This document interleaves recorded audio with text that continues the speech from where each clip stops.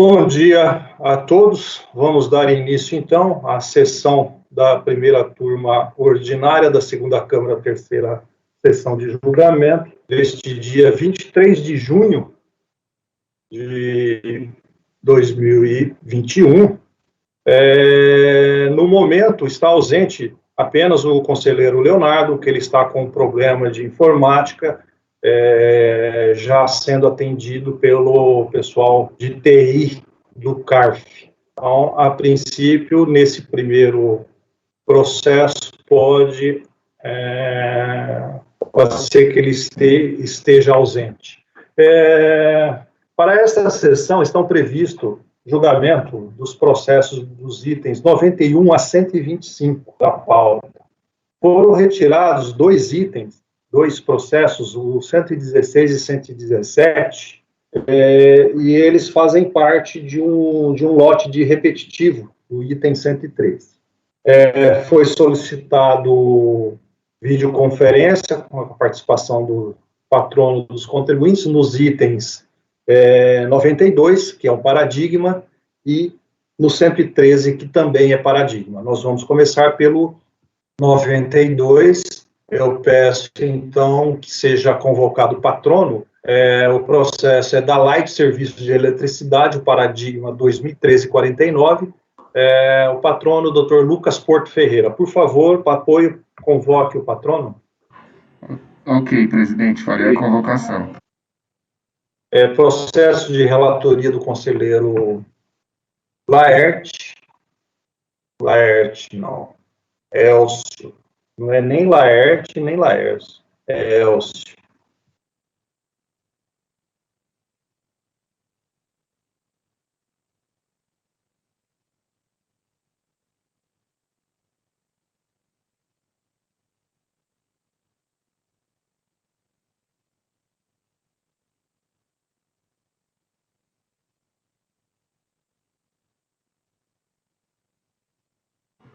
Patrono convocado, presidente. Sim.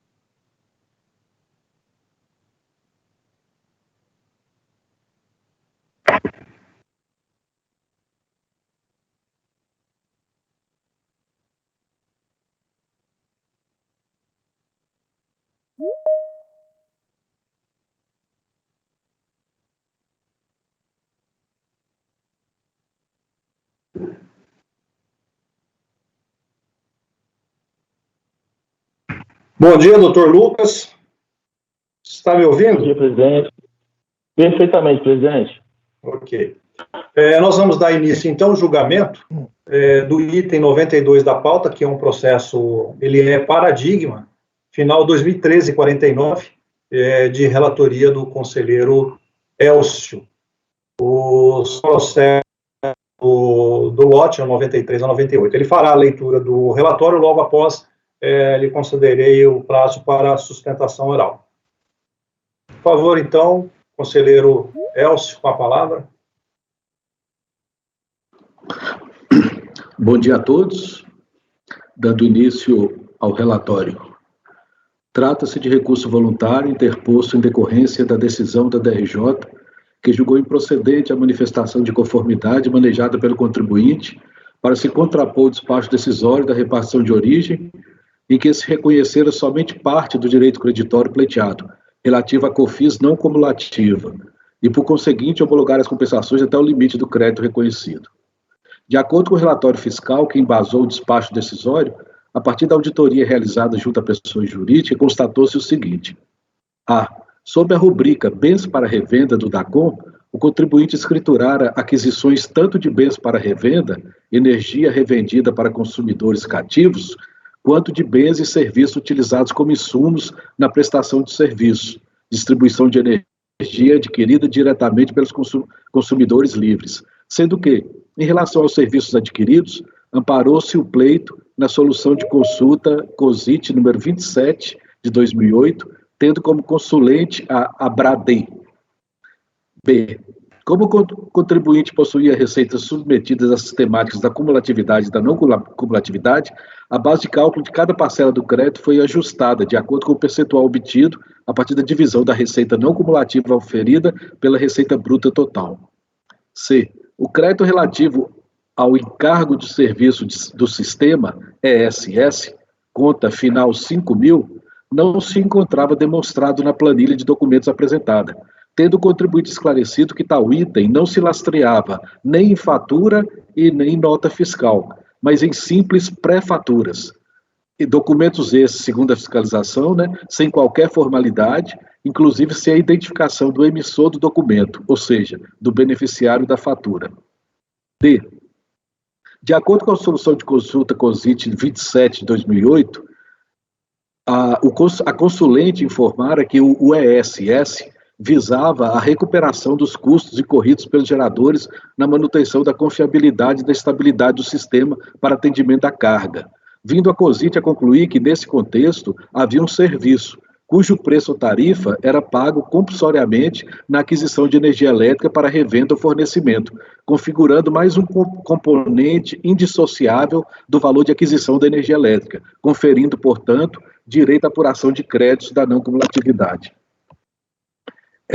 Segundo o contribuinte, as referidas pré-faturas haviam sido utilizadas para liquidação financeira do ESS, por meio de depósitos bancários em contas vinculadas dos agentes participantes da Câmara de Comercialização de Energia Elétrica, em instituição bancária credenciada, tendo sido apresentadas planilhas contendo informações relativas ao reconhecimento contábil das despesas de ESS pela transferência das contas de ativo referente aos registros referidos em cargos pagos em 2002, 2003, 2003, 2004 e 2004, 2005, do que se presumiu que o contribuinte considerara como insumo, ao invés do valor do encargo referente à aquisição do período, que seria o correto, o valor da despesa levada a resultado referente às contas de controle da conta de compensação de variação dos valores de itens da parcela A, CVA do ESS, após o ajuste da tarifa. F. Contudo, a conta CVA-ESS é utilizada para efeito de... Isso tudo que é a fiscalização falando, Contudo, a conta CVA-ESS é utilizada para efeito de cálculo da revisão ou do reajuste da tarifa de fornecimento de energia, tendo sido instituída pela Portaria Interministerial MF-MME 25 de 2002 para registrar as variações dos valores do ESS ocorridas no período entre os reajustes tarifários.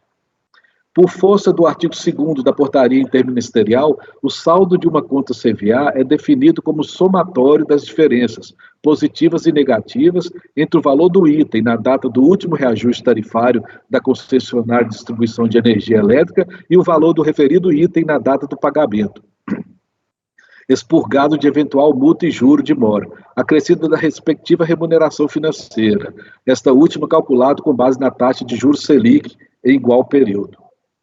Nos termos do artigo 3º da referida portaria ministerial, o saldo CVA deve ser compensado pela concessionária dos 12 meses subsequentes à data do reajuste tarifário. A conta CVA-ASS se presta à determinação de uma nova tarifa de energia e não para fins de controle do direito à dedução das contribuições pertinentes ao custo de aquisição de um insumo, já que não há previsão de atualização monetária de tal direito creditório. Não foi apresentada qualquer documentação referente à quitação ou pagamento de tais encargos. Mormente, as notas de liquidação das contabilizações no mercado de curto prazo, da CCEE, documento esse emitido pelo agente de liquidação para cada agente da CCEE após a realização da liquidação financeira. Em relação às contas final 1002 e final 2000, foi apresentado apenas parte dos documentos comprobatórios.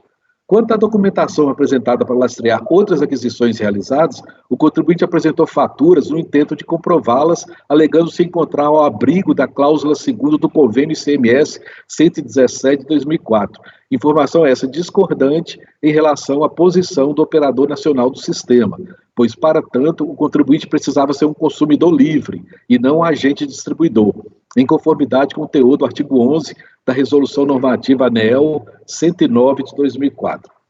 Considerando se tratar de um mercado regulado e tendo em vista a contabilidade da empresa em relação à escrituração com base em faturas, o ONS foi oficiado, tendo informado que as operações de uso do sistema de transmissão haviam sido confirmadas pelo confronto com o aviso de débito emitido pelo ONS no mês de dezembro de 2005, período esse sob análise nesses autos. No que tange aos bens e serviços adquiridos em outros períodos, o registro do crédito devia se dar no mês da apuração do crédito para saldar eventual débito do período ou para fim de se apurar o saldo a descontar em período subsequente, nos termos do parágrafo 4º do artigo 3º da 1833, razão pela qual referidos valores foram excluídos do cálculo do crédito. Considerando documentos de aquisição de energia elétrica sem indicação do período de fornecimento relativos a período distinto do da apuração do crédito destes autos, glosou-se o valor respectivo por falta de comprovação. Da manifestação de inconformidade, o contribuinte requereu em preliminar o reconhecimento da nulidade do despacho decisório e, no mérito, a reforma da decisão de origem para reconhecer a totalidade do direito creditório, aduzindo o seguinte: o crédito pleiteado decorrera da redução da contribuição devida no período, recalculada com base na solução de consulta COSIT 27/2008. Inexistência no despacho decisório de qualquer justificativa à desconsideração da robusta documentação apresentada ao longo da ação fiscal, tendo o fisco desconsiderado os documentos pelo simples fato de desconhecer a sistemática referente ao ESS, com violação do direito à ampla defesa. Ok. A fiscalização não justificou os motivos pelos quais desconsiderar os documentos apresentados. Encontrando-se o ESS regulado pelo artigo 59 do Decreto 563 de 2004, extrai-se desse dispositivo que se trata de uma despesa inerente ao exercício da atividade de distribuição de energia elétrica, em que se paga um valor à Câmara de Comercialização com vistas à manutenção da confiabilidade e estabilidade da rede básica. Por meio da nota técnica 554/2006, a ANEEL se posicionou favoravelmente à possibilidade de se calcular o crédito das contribuições PIS/COFINS em relação a esse encargo, uma vez que tal rubrica tem inerência funcional com a atividade de distribuição de energia, entendimento esse corroborado pela Receita Federal na solução de consulta 27/2008. De acordo com a declaração fornecida pela CCEE, constata-se que se está diante de um valor efetivamente recolhido a título de ESS, sendo que, no período em evidência, o recorrente não estava autorizado pela ANEEL a repassar à tarifa de energia elétrica o gasto efetuado com o ESS, de modo que essa despesa não representava um custo da prestação do serviço de distribuição de energia naquele período em que estava ocorrendo o seu pagamento. Logo, não havia correlação entre a receita que era oferida pela recorrente com a distribuição de energia naquele período e o pagamento do ESS realizado naquele tempo. Tal correlação apenas surgiu quando esse cargo pôde ser considerado na composição da tarifa praticada, o que se deu à época do reajuste tarifário que contemplou a despesa de ESS do período de dezembro de 2005. Diferentemente das empresas do setor privado que podem repassar o preço imediatamente às variações dos custos dos seus produtos e serviços, a recorrência está submetida à regulamentação da ANEEL e o reajuste tarifário de seu serviço de distribuição de energia elétrica deve seguir os parâmetros impostos por esta agência reguladora, sendo importante registrar que o reajuste tarifário do serviço de distribuição de energia é anual e periódico e eventualmente extraordinário e está sempre sujeito a procedimento próprio, no qual, em apertado resumo, é apresentada pelo recorrente de forma detalhada a composição de cada parcela do custo da distribuição de energia e a sua variação num determinado período, com o fim de legitimar e dar transparência ao índice de reajuste tarifário, sendo certo que tal reajuste somente pode ser implementado pela requerente se for homologado pela ANEEL. Os custos considerados no reajuste tarifário se dividem em parcela B, composta por custos gerenciáveis pelas distribuidoras, tais como gasto com pessoal, materiais, pesquisa e desenvolvimento, e parcela A, composta por encargos setoriais, o que inclui o ESS.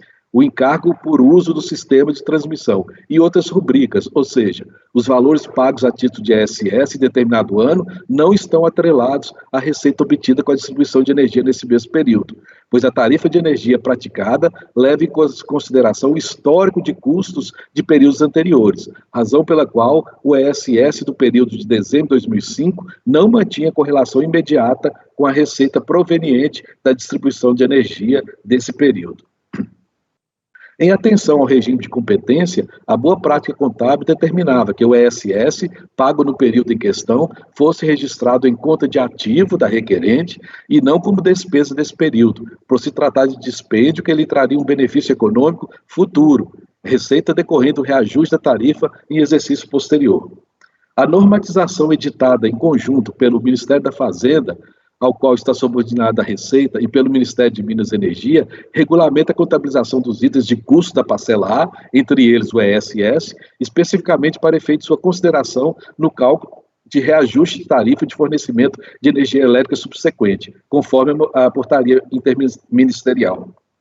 O saldo da conta de compensação de variação de valores de itens da parcela A, CVA, é composto pela soma do valor dos itens de custos que a compõem, inclusive o ESS, na data do respectivo pagamento, com a variação positiva ou negativa de cada um desses mesmos itens ocorrida nos períodos compreendidos entre reajustes tarifários, tratando-se de medida que tem por objetivo registrar o montante das despesas com o ESS e a sua variação, desde o último reajuste tarifário concedido pela ANEEL, de modo a permitir a sua compensação no próprio reajuste, em conformidade com o Manual de Contabilidade do Setor Elétrico.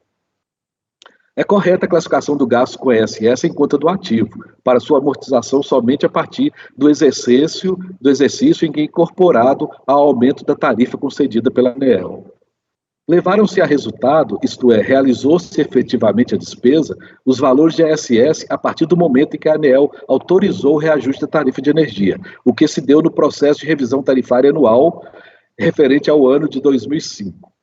Uma vez que os valores pagos a título de ESS passaram a ser considerados pela requerente na composição da tarifa de energia, o valor da conta CVA-ESS começou a ser amortizado no resultado, ao longo do intervalo existente entre esse reajuste anual, que autorizou a contabilização da despesa na tarifa, e o próximo reajuste anual, sendo por essa razão que em dezembro de 2005 levou-se a resultado como despesa o valor sob comento e calculou-se sobre tal importância o crédito descontado da apuração das contribuições não cumulativas. Ou seja, na competência de dezembro de 2005, procedeu-se ao crédito da amortização do ESS pago em exercícios anteriores, mais precisamente nos períodos 2002, 3, 4 e 5, após a aprovação pela ANEEL do respectivo reajuste tarifário.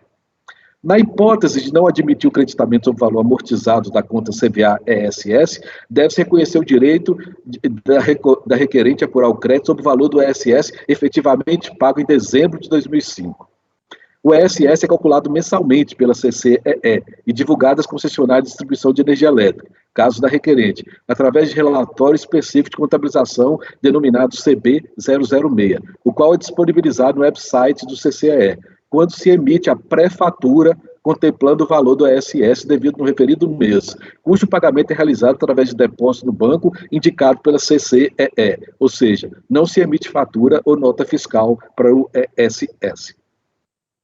Em relação aos documentos de aquisição de energia elétrica que, segundo a fiscalização, encontravam sem indicação do período de fornecimento ou relativos a período distinto do da apuração do crédito destes autos, registrou-se que se está diante de aquisições de suprimentos de energia elétrica anteriores a dezembro de 2005, cujo desconto de crédito enquanto-se autorizado pelo parágrafo 4º, artigo 3º das leis 10.637 e 10.833, observado o prazo decadencial de 5 anos. Quanto às contas final 2002 e 2000, que segundo a fiscalização foram comprovadas apenas parcialmente, a integralidade do crédito informado nessas contas pode ser confrontada pela análise das planilhas que instruem a defesa, assim como pelas notas fiscais entregues à administração fazendária. Junto à manifestação de conformidade, o contribuinte carregou aos autos cópias dos seguintes documentos: solução de consulta COSIT 27, nota técnica 554 da ANEEL, nota técnica 325 da ANEEL, nota técnica 252 da ANEEL, nota fiscal 5095, emitida pela Eletronorte, e planilha sobre acompanhamento do faturamento do CVA e declaração da CCEE. A DRJ julgou improcedente a manifestação de conformidade, afastando por ausência de vício a alegação de nulidade do despacho decisório e mantendo todos os procedimentos adotados pela fiscalização, destacando-se as seguintes conclusões.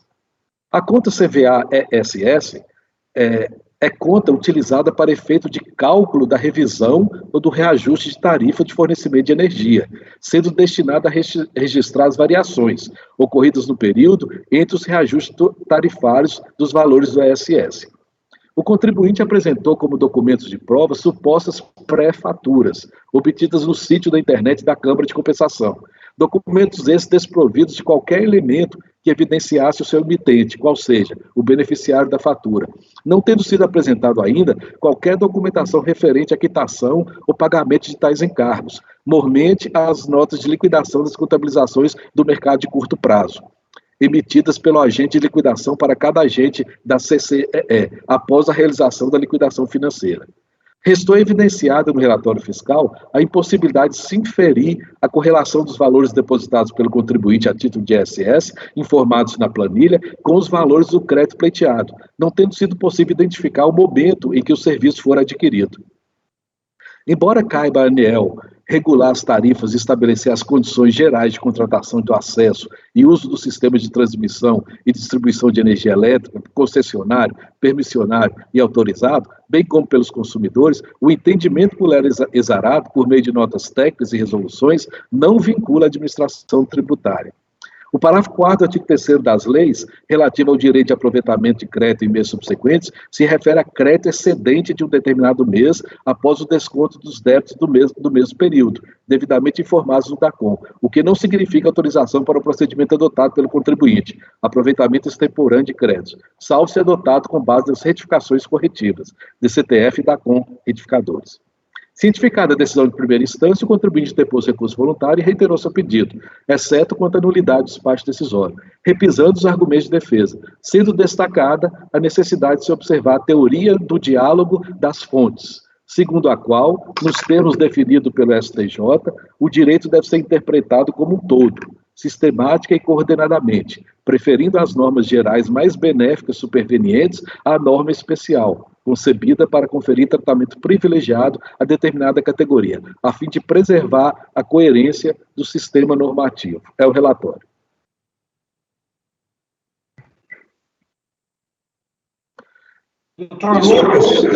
Pelo tamanho do relatório, mas é uma matéria cheia de detalhezinhos, né? Para compreender, não tem como não entrar nos detalhes. Tá certo. Doutor Lucas, o senhor tem agora, então, a oportunidade de sua manifestação, prazo de até 15 minutos. Com a palavra, por favor. Perfeito, presidente. Não levarei os 15 minutos, não. Serei muito breve. Mais uma vez, senhores, bom dia.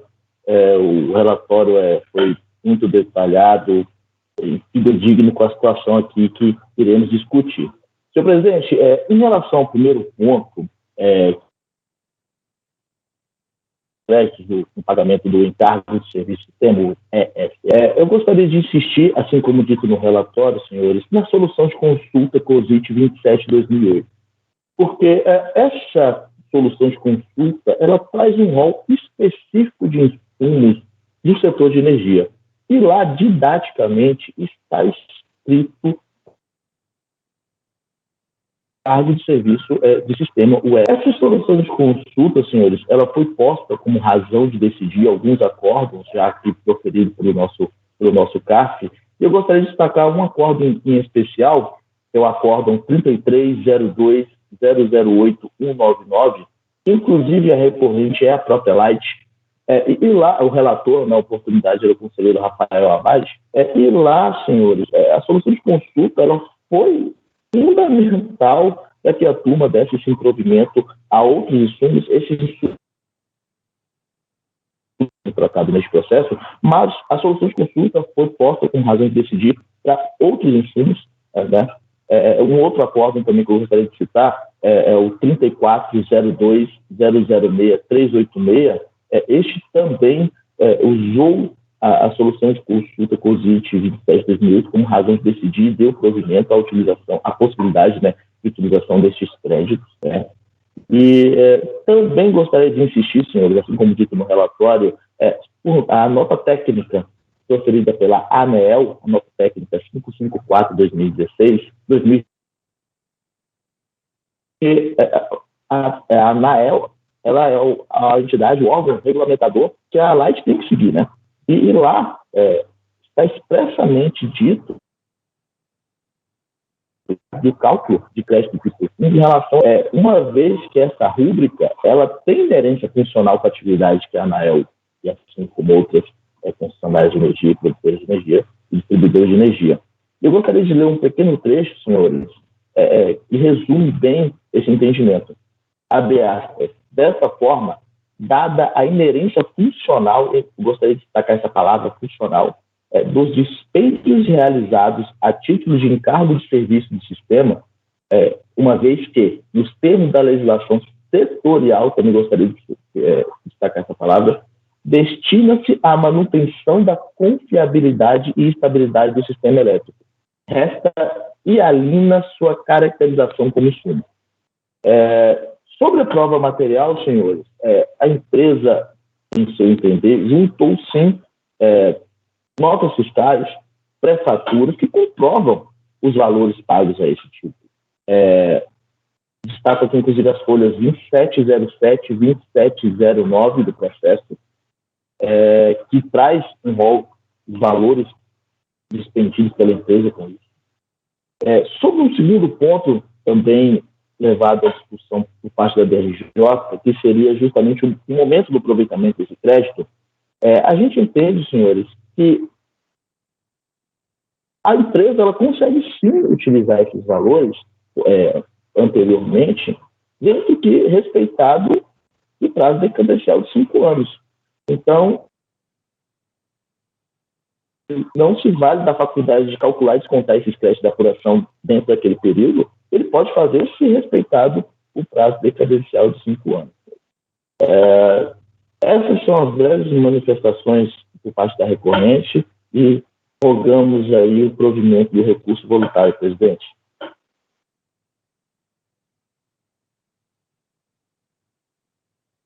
Obrigado, doutor. Alguma dúvida, algum pedido de esclarecimento ao doutor em relação à manifestação dele?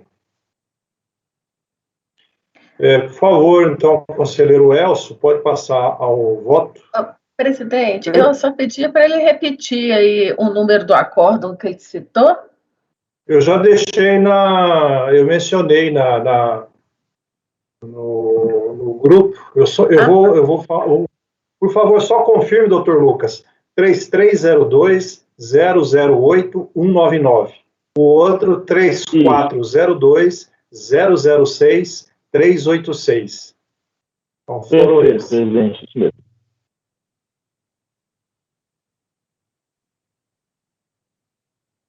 Doutor Elcio, a palavra.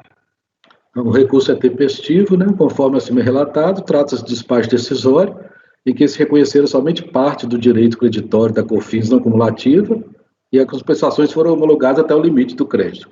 Remanescem controvertidas nessa instância as seguintes matérias: crédito apurado com base nos encargos dos serviços dos sistemas, ESS, comprovação apenas parcial dos créditos relativos às contas final 1002 e 2000, e crédito relativo à questão de energia elétrica sem indicação do período do fornecimento, apropriação extemporânea do crédito.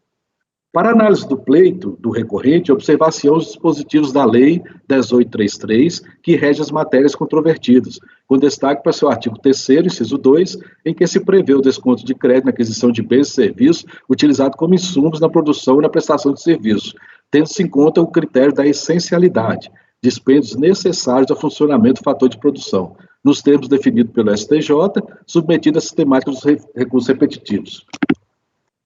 Primeiro item, o crédito com os encargos de serviços dos sistemas, ESS. Esse é o principal item da controvérsia.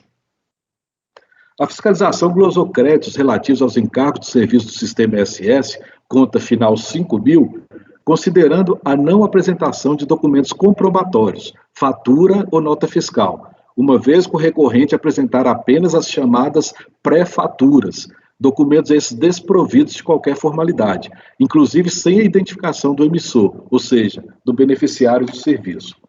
O recorrente, por seu turno, se defende aduzindo que, de acordo com a solução de consulta COSIT número 27 de 2008, os referidos encargos são serviços cujo preço ou tarifa é pago compulsoriamente na aquisição de energia elétrica para revenda ou fornecimento, configurando mais um componente indissociável do valor de aquisição da energia elétrica, conferindo, portanto, direito à apuração de créditos próprios da não cumulatividade das contribuições. Segundo ele, encontrando-se o ESS regulado pelo artigo 59 do Decreto 563, extrai-se desse dispositivo que se trata de uma despesa inerente ao exercício da atividade de distribuição de energia elétrica, em que se paga um valor à Câmara de Comercialização com vistas à manutenção de confiabilidade e estabilidade da rede básica utilizada para o desenvolvimento do seu objeto social.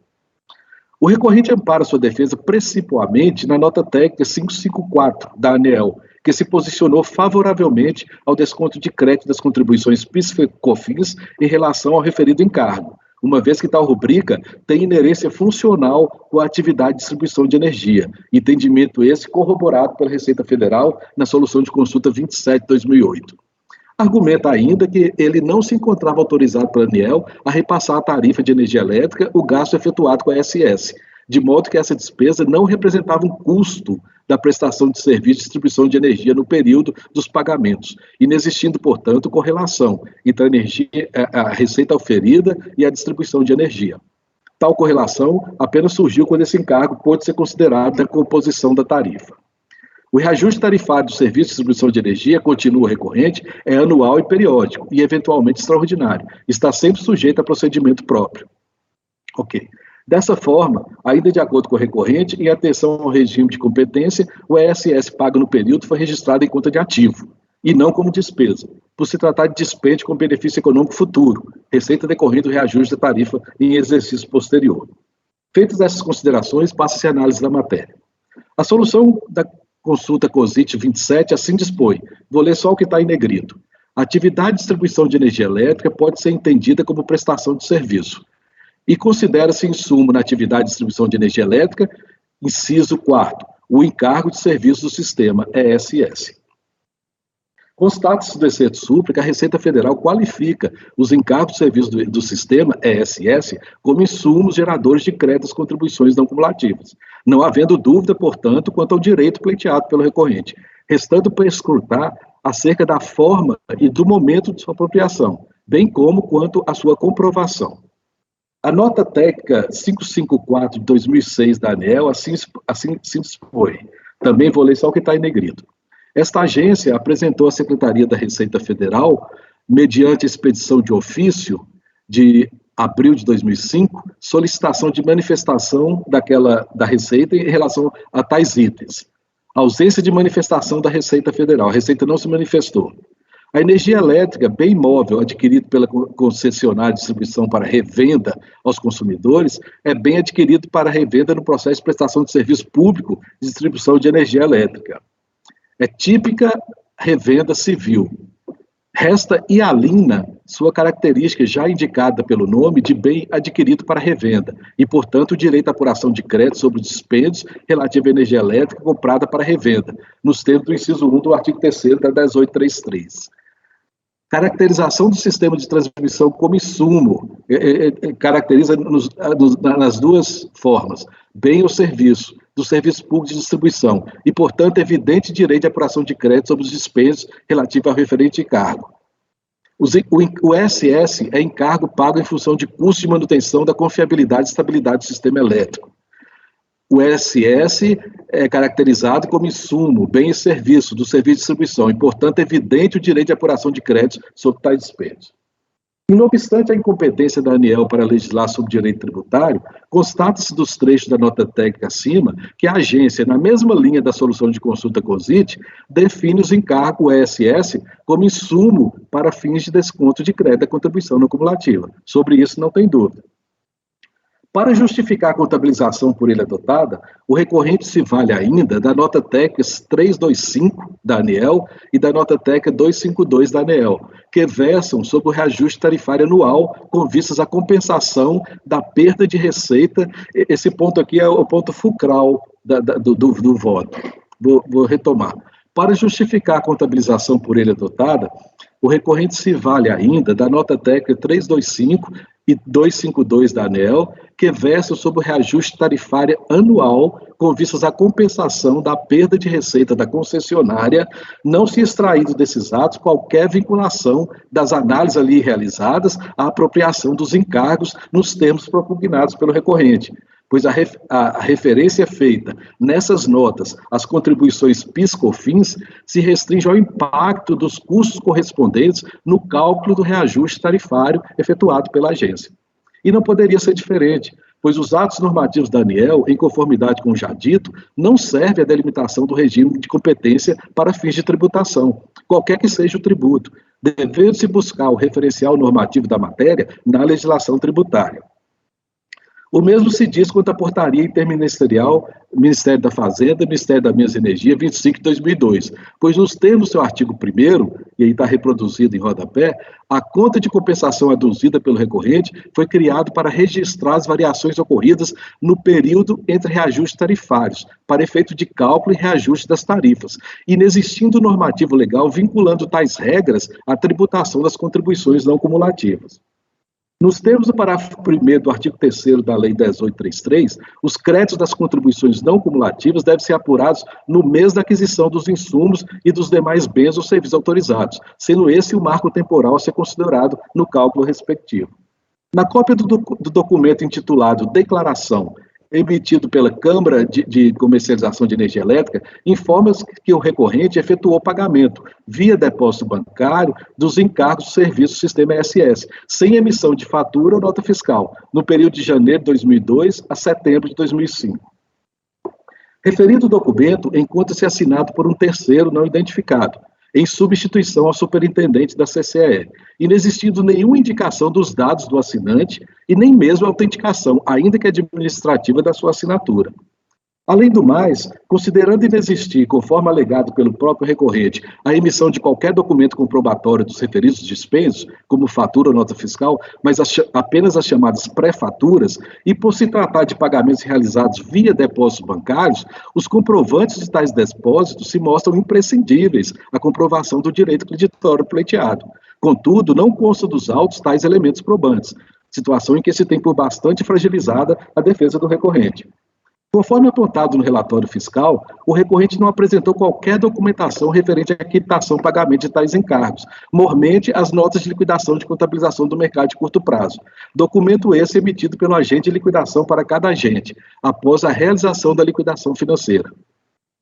Ora, para se contrapor à auditoria fiscal fundada em documentos comprobatórios apresentados a partir de inúmeros termos de intimação e considerando que a fiscalização da DRJ considerar a pré-fatura insuficiente à prova pretendida, o recorrente deveria ter trazido aos autos elementos de provas hábeis a infirmar tais constatações, não bastando uma simples cópia de declaração assinada por pessoa não identificada. As alegações sem amparo em documentos comprobatórios hábeis se mostram incompatíveis com as regras que orientam o PAF. Até mesmo observando a Lei 9784, atinentes ao direito de prova do administrado, nem mesmo assim se vislumbra a possibilidade de se obter o reconhecimento de um crédito de natureza tributária sem a sua efetiva demonstração e comprovação. Aí eu reproduzo aqui os artigos 15 e 16 do PAF, que tratam sobre a questão da prova. Então, de acordo com os dispositivos supra, o ônus da prova recai sobre a pessoa que alega o direito ou fato que o modifica, extingue ou que lhe serve de impedimento, devendo prevalecer a decisão de origem em razão da falta de apresentação dos documentos considerados imprescindíveis à demonstração e à comprovação dos fatos alegados.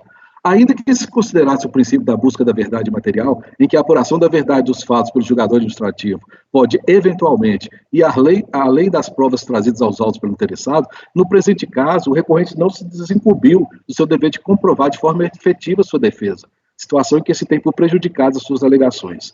Por outro lado, Mesmo que tivesse havido a comprovação inequívoca do direito, há que se destacar que, tendo a COFINS não cumulativa sido introduzida no mundo jurídico somente em 1º de fevereiro de 2004, os dispêndios anteriores a essa data não podem gerar direito de crédito nos termos propugnados.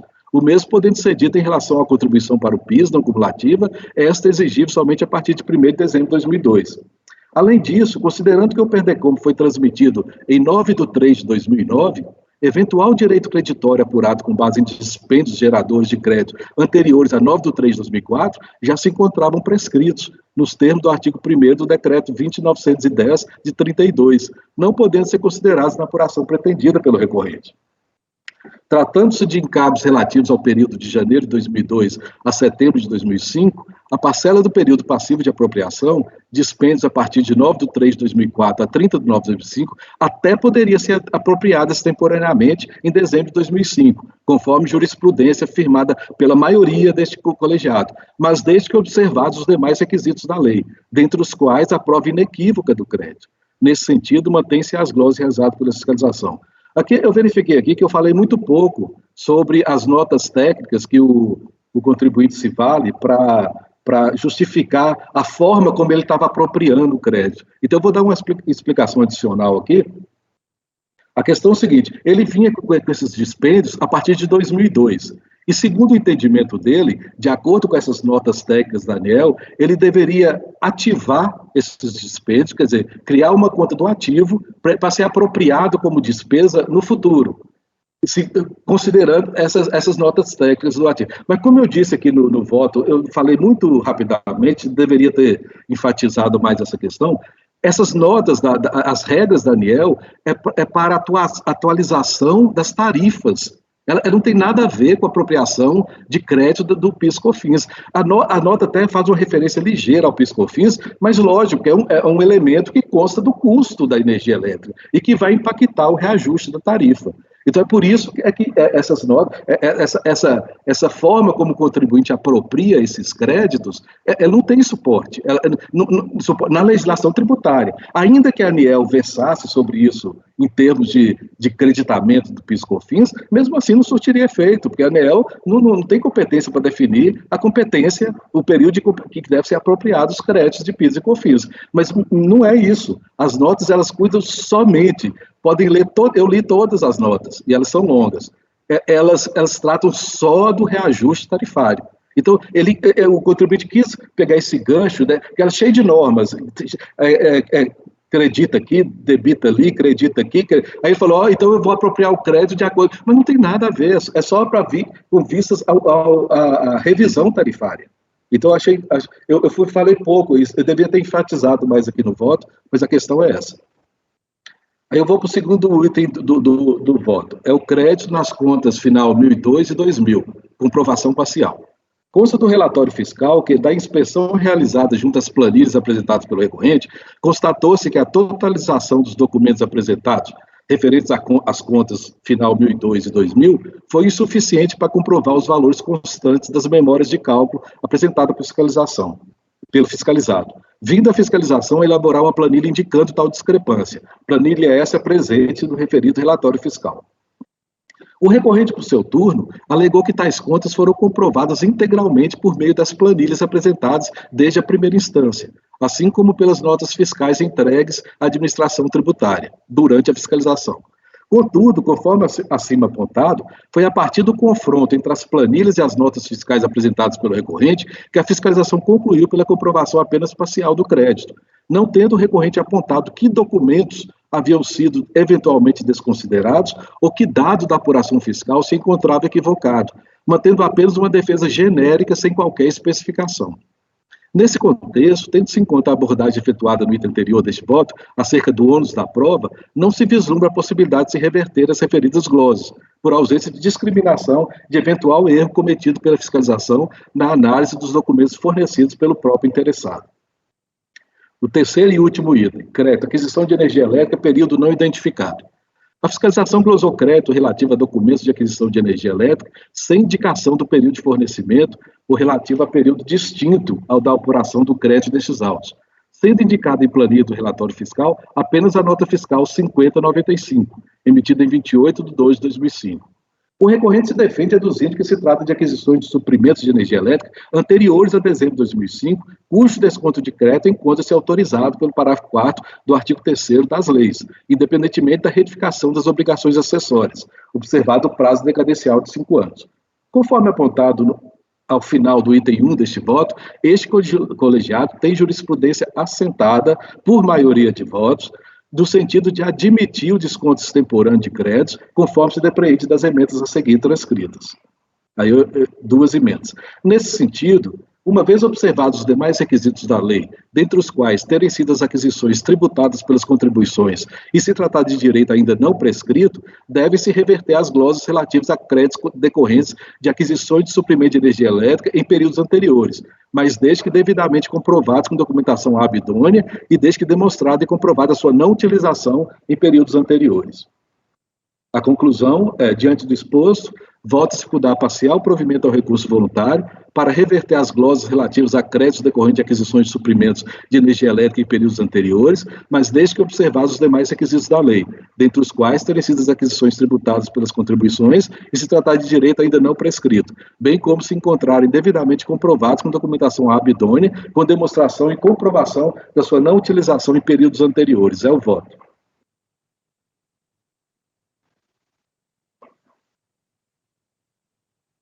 Obrigado, doutor Elcio. É uma matéria um tanto quanto complexa, mas entendo que foi muito bem enfrentado e abordado todos os tópicos.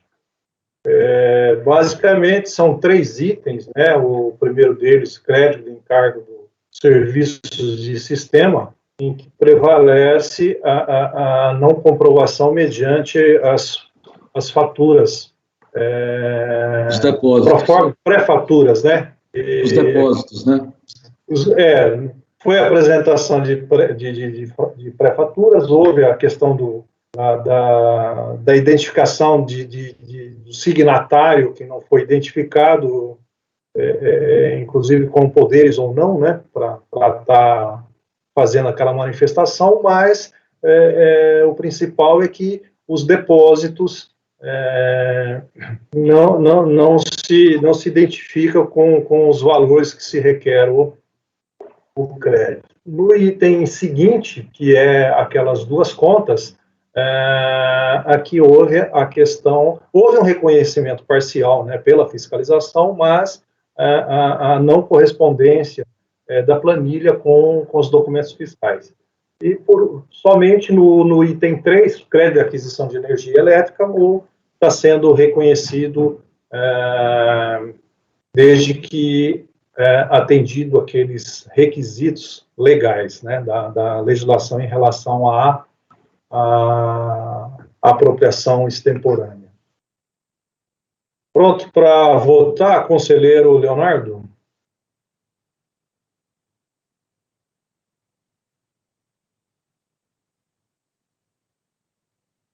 Presidente, eu vejo que a questão aqui, principalmente nos encargos de serviço do sistema, o ESS, né, no mérito, o voto do relator acolhe a pretensão da recorrente, mas em razão da ausência probatória, né, destes recolhimentos, está sendo negado o provimento do recurso.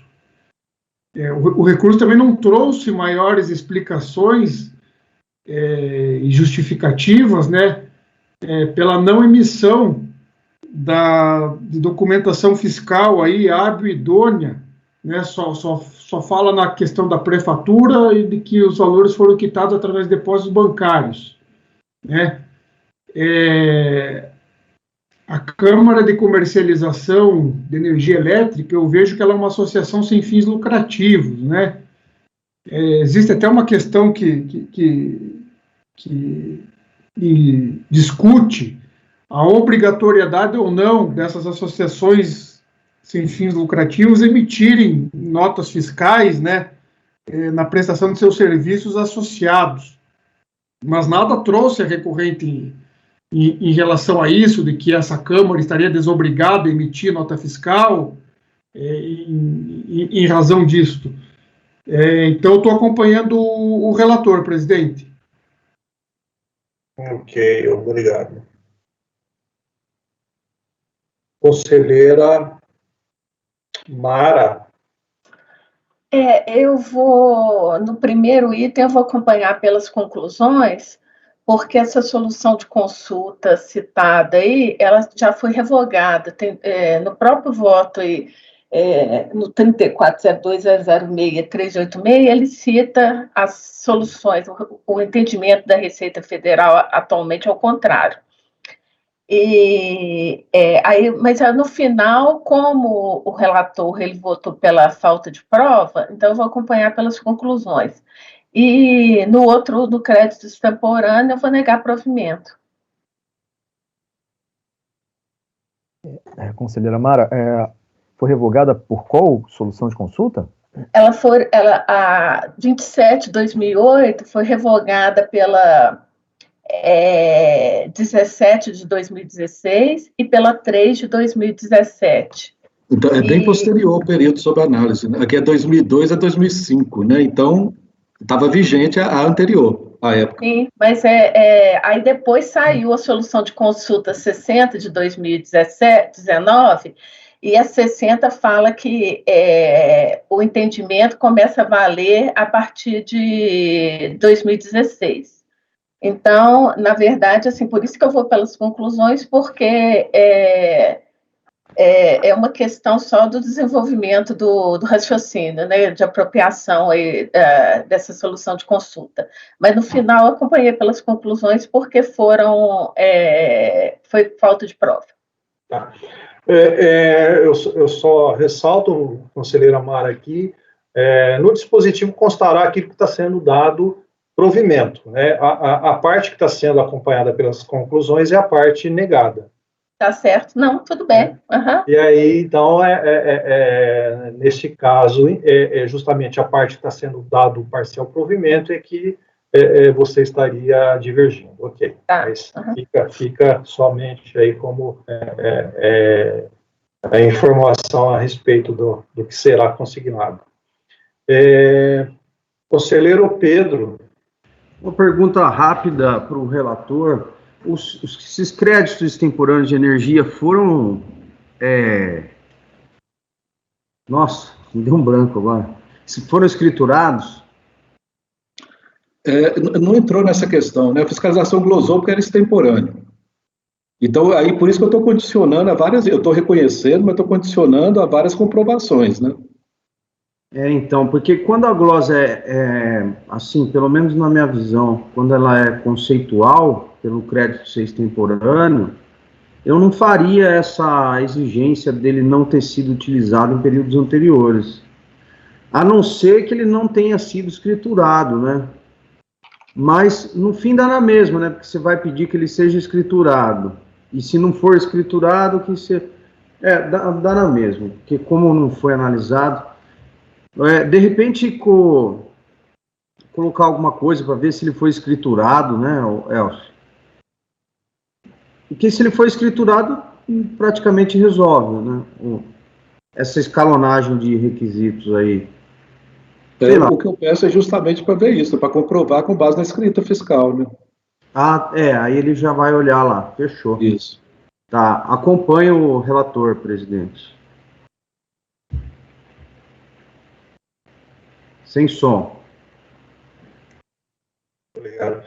Conselheira Lara. Eu acompanho, presidente. A matéria é basicamente probatória, né? Acompanho, sim. Conselheiro Laércio. Acompanho.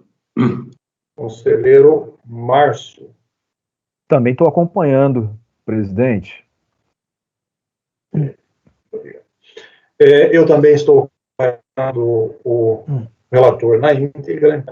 O resultado, então, por maioria de votos, está se dando provimento parcial ao recurso para reverter as glosas relativas a créditos decorrentes de aquisição de suprimento de energia elétrica em períodos anteriores, mas desde que observados os demais requisitos da lei, dentre os quais terem sido as aquisições tributadas pelas contribuições e se tratar de direito ainda não prescrito, bem como se encontrarem devidamente comprovados com documentação hábil e idônea, com demonstração e comprovação de sua não utilização em períodos anteriores. Vencida a conselheira Mara Cristina Cifuentes, que negava provimento ao recurso.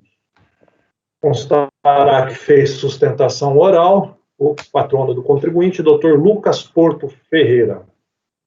Agradeço a participação, doutor. Esse é o item 92 da pauta. Esse resultado se aplica aos processos do lote, itens 93 a 98. Obrigado. Tenha um bom dia, doutor Lucas. Perfeito, presidente. Obrigado mais uma vez. Um bom dia. Ótimo trabalho. Obrigado. Próximo item é o 113. Ele é de relatoria da conselheira Mara. Ele é um paradigma da General Cable Brasil Indústria e Comércio.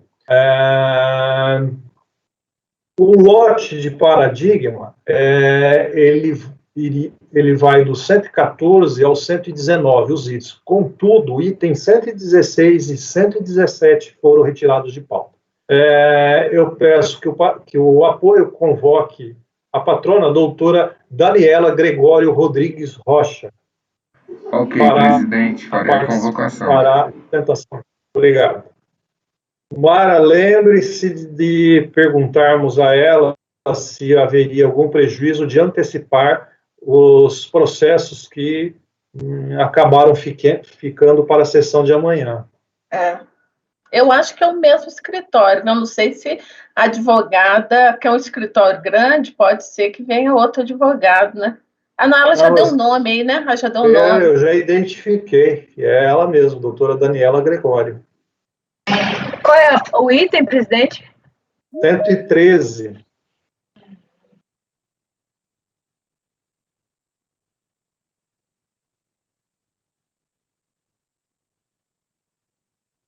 Bom dia, doutora Daniela. Olá, bom dia a todos.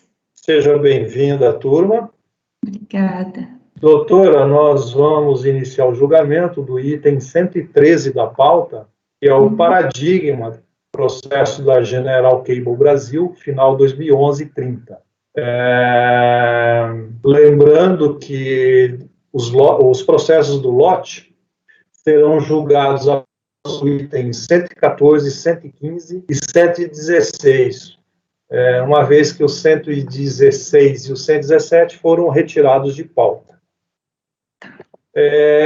Eu já lhe pergunto uma questão para a pauta de amanhã, período...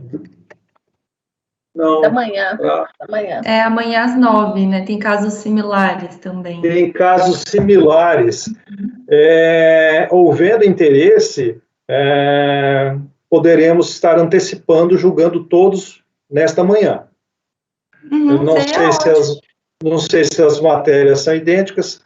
Para a senhora, seria até melhor. Então, isso. Na verdade... tem algumas particularidades dos outros casos, um pouquinho mais de itens, mas são itens bem menores, e eu posso também dar uma passada neles também. Ok.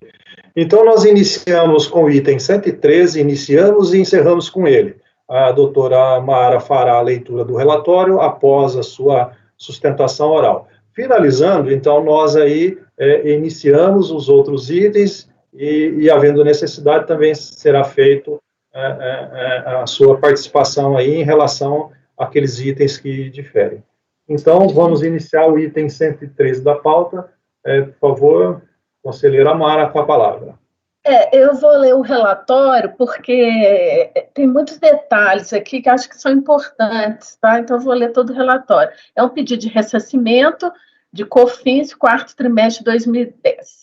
Do despacho decisório, a contribuinte apresentou manifestação de inconformidade. Todavia, conforme abaixo será devidamente detalhado, a manifestação de inconformidade acabou por perder seu objeto, uma vez que o despacho decisório 453 de 2011 foi revisado de ofício, originando o despacho decisório 76 de 2013, do qual o contribuinte apresentou nova manifestação de inconformidade. Assim, o despacho decisório 76/2013 tem que trata de pedido de revisão de ofício de alegados créditos de COFINS vinculados a exportações do quarto trimestre de 2010, objeto de pedido de ressarcimento, indicados em planilha papel como válidos pela interessada em atendimento à intimação SAORT. Que originalmente a análise desse processo estava inserida como parte do despacho decisório 453 de 2011, e ressalta-se que o despacho decisório original versava sobre os pedidos de ressarcimento e declarações de compensação referente a crédito PIS e COFINS do quarto trimestre de 2009 ao primeiro trimestre de 2011 e abrangia todos esses processos citados. Que a revisão de ofício foi motivada pela decisão judicial, exarada em mandado de segurança, impetrado contra ato da delegada da Receita Federal de Poços de Caldas.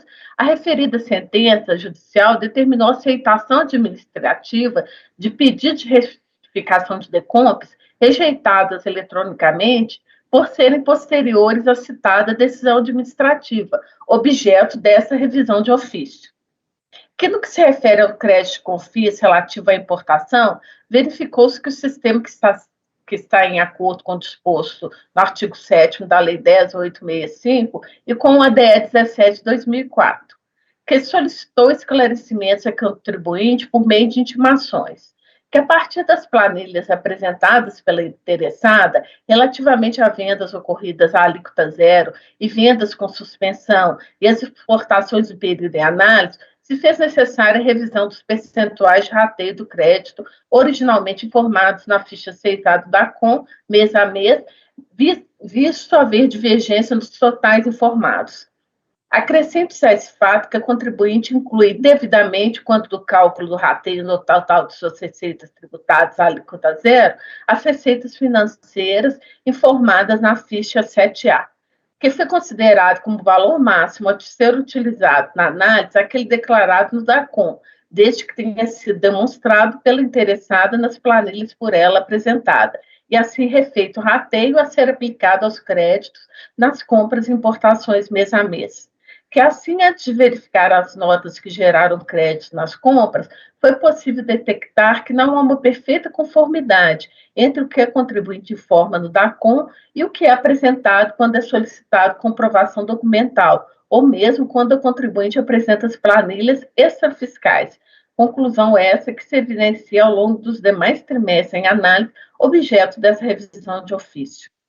Que após a constatação acima, foi emitida a intimação SAORT, onde foi informada a contribuinte que as planilhas apresentadas até então não haviam atendido as intimações anteriores, visto não possuírem a necessária descrição detalhada dos itens onde o interessado toma crédito, e também a falta de consonância entre os créditos informados no DACOM e o informado nas planilhas, e ainda foi solicitado que as planilhas fossem apresentadas de forma a permitir cálculos de verificação conforme já solicitado anteriormente, pois as planilhas fechadas estavam impedidas a verificação do fisco. Assim, da análise das informações extraídas dos arquivos SPED fiscal, juntamente com as planilhas de notas que foram apresentadas pela interessada e as notas fiscais requisitadas, foram glosados valores referentes aos itens abaixo listados por não gerarem direito a crédito, por estarem em desacordo com o expresso no artigo 3º da Lei 10.833. Crédito extemporâneo, CFOP sem direito a crédito, vendas em consignação e operações com alíquota zero. Dessa forma, após a análise de todos os documentos, concluiu-se pelo deferimento parcial do pedido de ressarcimento e homologar o decômpito ao limite do crédito deferido. A contribuinte foi intimada do despacho decisório, tendo apresentado manifestação de inconformidade, alegando em síntese que, com base na legislação, a manifestante aduz que indicou os créditos apurados a título de despesas com manutenção das máquinas produtivas, exportações, despesas com aluguéis, créditos em razão das vendas da Zona Franca de Manaus, créditos em razão das vendas a clientes com benefícios concedidos pelo REID, créditos em razão de vendas de sucata, créditos decorrentes de energia elétrica, créditos decorrentes de insumos utilizados no processo industrial, fretes cujo ônus foi suportado pela manifestante. Entretanto, afirma que foram glosados pela delegacia todos os créditos não referiam ao trimestre calendário extemporâneos e ainda vários créditos foram glosados pela delegacia de maneira equivocada, pois, dentre as notas fiscais mencionadas no despacho decisório, várias sequer geraram créditos para manifestante. Explana sobre o que entende ser a correta apropriação de créditos extemporâneos, PIS e COFINS, notas fiscais cujos CFOPs não geram crédito, das vendas em consignação e do aproveitamento de crédito, da glosa relativa à operação com alíquota zero. Discorre sobre a ofensa ao princípio da legalidade e o dever de investigação, fazendo, ao final, um resumo esquematizado da sua defesa. Quanto aos pedidos, requer a realização de perícia e o cancelamento do despacho decisório, tendo em vista o direito ao crédito extemporâneo, corretamente indicados nas DACONs, e a incorreção das demais glosas realizadas. E, como consequência, a homologação da declaração de compensação apresentada. Do acordo da RJ, a empresa apresentou recurso voluntário, onde alega, resumidamente, o despacho decisório e o acordo recorrido são nulos, pois desconsideraram os DACONs retificadoras transmitidas pela recorrente, sendo imprescindível a baixa dos autos em diligência para que se faça essa análise. É possível apropriar créditos temporâneos sem prévia retificação dos DACONs de origem, conforme a orientação mais recente do CARF. A lista de glosa constante do despacho decisório contém notas sobre as quais a recorrente não apropriou créditos. Dispêndios essenciais à etapa produtiva do empreendimento são insumos creditáveis, mesmo que não se incorpore ao produto final, conforme recentemente decidido pelo STJ no RESP 1221-170. Nulidade em relação à glosa do crédito referente a uma nota fiscal por referir-se à aquisição de matéria-prima tributada e realização de diligência. É o relatório.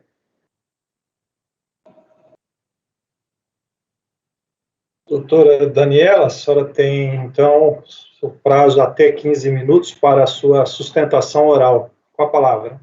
Perfeito, obrigada. Como já super bem adiantado, né, pela conselheira relatora, esses pedidos de restituição de PIS e COFINS, e os três motivos principais de glosa dos créditos são os créditos aproveitados temporariamente, créditos decorrentes da aquisição de insumos e os créditos das operações que alegadamente teriam sido realizadas com alíquota zero. Sobre os créditos extemporâneos, que correspondem, inclusive, à maior parcela da glosa, a DRJ entendeu a fiscalização, né, parada depois pela decisão da DRJ, glosaram os créditos sob a justificativa de que o procedimento adotado pela recorrente não teria amparo legal, alegando ser necessário, então, as retificações das obrigações acessórias dos períodos de origem dos créditos, que entre todos os itens, né, que abrangem, que o paradigma abrange, são do terceiro e quarto trimestres de 2010, e que deveria ter sido retificadas as obrigações acessórias, as DCTFs e os DACONs dos períodos, e os pedidos sendo feitos unicamente para um trimestre legal. Só que, no caso, a recorrente, utilizando a própria legislação do PIS e da COFINS, considerando que esse entendimento da DRJ foi feito com base em instruções normativas da Receita Federal, diversas instruções de 2010 e 2015, o procedimento da recorrente foi feito com amparo legal na legislação de regência do PIS e da COFINS, na 10.637 de 2002 e 10.833 de 2003. O artigo 3º, parágrafo 4º de ambas as legislações são expressos ao determinar que os créditos que não foram aproveitados no determinado mês podem ser aproveitados em mês formal, como feito pela Receita. Na verdade, até esse entendimento da DRJ de cancelar esses créditos vai contra o próprio princípio da não cumulatividade do PIS e da COFINS, considerando que uma mera formalidade não pode se sobrepor ao direito legal da recorrente de utilização desses créditos, ainda que de maneira extemporânea. Inclusive, a recorrente corretamente apurou esses créditos extemporâneos, lançou na sua escrita fiscal, no mês que foi feita a apuração, obviamente sem acréscimo de atualização monetária ou juros de mora e dentro do prazo prescricional, de acordo com os ditames legais. É importante mencionar que realmente esse vem sendo o entendimento adotado pelo CARF. Tem um julgado do ano passado dessa turma, que está nos memoriais distribuídos, que corrobora exatamente esse procedimento adotado pela recorrente, de que uma mera formalidade, não há necessidade de retificação das obrigações acessórias. O segundo bloco de créditos glosados, que é referente aos CFLPs que não dariam direito ao crédito, tem primeiro um bloco de notas fiscais de remessa, que são exatamente esses, que a recorrente informa que nunca tomou crédito, são notas fiscais de remessa. Ela juntou o SPED fiscal, demonstrando que nunca foi tomado crédito desses itens, mas essa documentação não foi considerada nem pela fiscalização, nem no julgamento de primeira instância. O segundo bloco é de créditos decorrentes da aquisição de insumos, que a fiscalização entendeu que não são insumos, mas apenas meros elementos indiretos no processo produtivo. No recurso voluntário, o processo produtivo da recorrente, o objeto social está bem mais detalhado, mas para contextualizar de uma maneira bem resumida, o objeto social principal da recorrente é a fabricação e comercialização de fios, cabos, condutores em geral. Os insumos, a aquisição desses materiais que a fiscalização entendeu que não são insumos, são basicamente 3 itens, de bobinas, sarrafos e calços, que são, na verdade, as embalagens para comercialização dos fios e cabos. Eles devem ser enrolados nas bobinas, lacradas com os sarrafos, embaladas com os calços. Então, sem esses materiais de embalagem, a recorrente não consegue, ela pode fabricar, de fato, os fios e cabos, mas ela não consegue comercializar esses produtos. Então, o processo produtivo dela, as atividades econômicas dela, em parte, seriam inutilizadas. Desculpa. Então, o fato é que, diante da essencialidade desses itens, óbvio, a caracterização dos insumos deve ser analisada realmente sob o entendimento do STJ, no repetitivo, no RESP 12.21.170, que coloca como critérios para a caracterização do insumo a essencialidade e a relevância dos bens para o processo, para a atividade econômica dos contribuintes, que é efetivamente o caso. Esse entendimento vem sendo adotado pelo CARF em detrimento das ultrapassadas instruções normativas da Receita 247 de 2002 e 404 de 2004, que inclusive foram os fundamentos utilizados para a glosa desses créditos. Então, a gente requer também nesse ponto que a questão dos insumos seja analisada sob o critério da essencialidade e relevância do STJ. Por fim, o último ponto é dessas operações realizadas alegadamente com alíquota zero, que são pouquíssimas notas fiscais dentro da autuação completa.